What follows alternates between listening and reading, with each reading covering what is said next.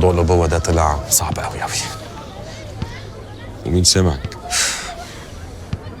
بس اسمح لي يعني هقول لك على حاجه. انت المفروض دورك كأب ما بدأش من لما المدام اتوفت، هو بدأ من ساعه ما عرفت انها حامل. بمناسبة المسلسل الرائع اللي بيتذاع دلوقتي كتالوج، واللي حقيقة مليان مواقف وجمل، مليان مشاعر جميلة جدا، ومليان تفاصيل تعلمنا كتير عن حياتنا وخصوصا حياتنا مع أولادنا، حبيت أركز على جملة قالها الفنان عمرو يوسف في بداية المسلسل، يمكن في أول حلقة بعد كام مشهد بسيط من المسلسل. قال: دورك كأب بيبتدي مش لما تنفصل عن زوجتك أو لما زوجتك تموت لا قدر الله، دورك كأب بيبتدي بمجرد ما تعرف إن زوجتك حامل. وده حقيقي فعلا. الفرق ما بين الرجل والسيدة في موضوع الأبوة والأمومة ده فرق كبير جدا. البنت بطبيعتها من وهي طفلة صغيرة الأمومة عندها فطرة، بتلعب بالعروسة وبتنيم المخدة، ولو ما لقيتش أي حاجة تعملها تاخد أي دبدوب، بتاخد أي حاجة وتمسكه وتحضنه وتطبطب عليه وتقول ده ابني. تمارس الأمومة دي مع قطة صغيرة، مع بوبي، مع أي حاجة، أي حيوان أليف، حتى لو عصفورة وقفص، دايما هتقول ده ابني. دايما عندها مشاعر الأمومة دي من أول ما بتتولد. ونشوف ده لو حد من حضراتكم خلف بنت الأول وبعدين ربنا رزقه بطفل تاني بعدها، هتلاقيها هي أمه الحقيقية، هي اللي بتاخد بالها منه وبتهتم بيه وكأنه جزء منها. أما الأبوة مختلفة شوية. الأبوة محتاجة ممارسة، يعني الرجل ما بيتولدش وهو عنده إحساس إنه هو أب، يمكن بيبتدي إحساسه إنه هو أب أو بيبتدي يتخض إنه هو أب لما يشوف ما بين إيديه كده حاجة صغيرة 2 كيلو، يبص يلاقي عنده ملامح، وقتها ممكن تبتدي معاه الأبوة.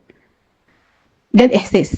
لكن الممارسة لما يطبق معاه الأبوة دي، لما يشارك في كل تفاصيل حياته في كل المراحل، من أول ما هو بيبي بياخد الببرونة وبيغير وبينام وبيصحى وبيعيط وبيتشال ساعات بالليل طويلة، لحد ما بيبتدي يتعلم يمشي ويروح المدرسة ويروح التمرين ويكبر.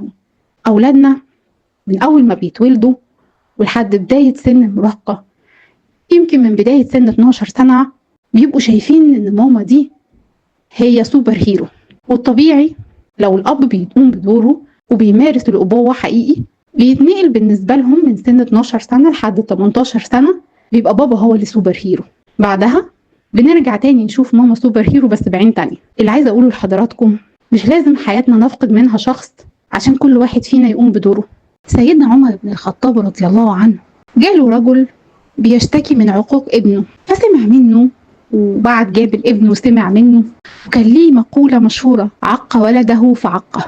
للأسف احنا كتير من غير ما ناخد بالنا بنبدأ بالعقوق، بنخلي ولادنا يبقوا عاقين بينا رغم ان احنا السبب، وبنرجع نشتكي منهم في سن 14 سنة ولحد سن 18 سنة ان هم ما بقوش سامعيننا ولا عايزين يتكلموا معانا.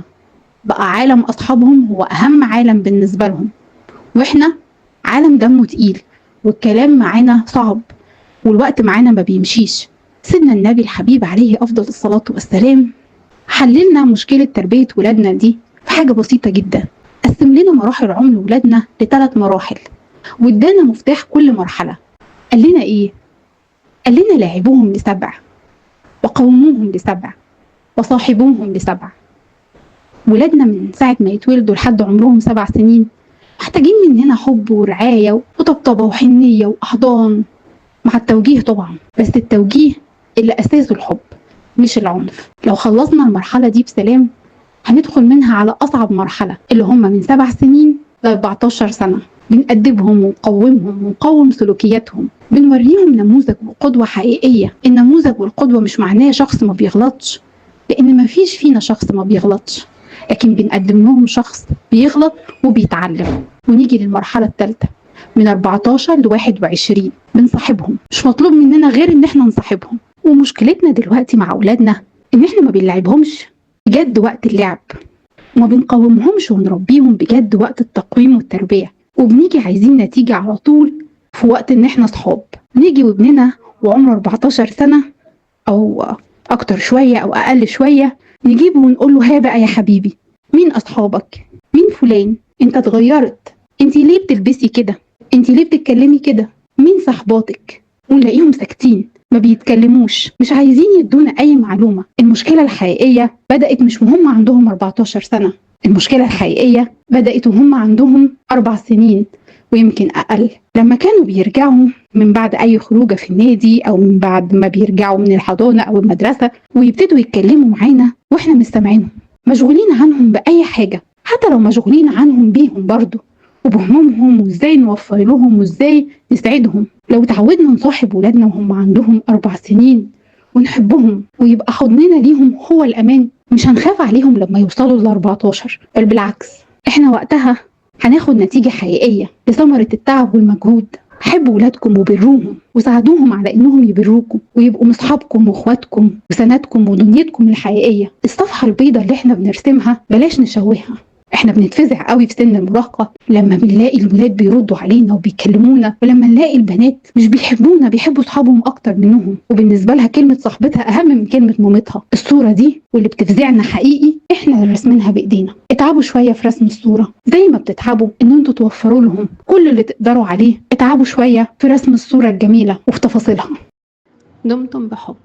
كانت معكم لايف كوتش أميرة عبد الرازق.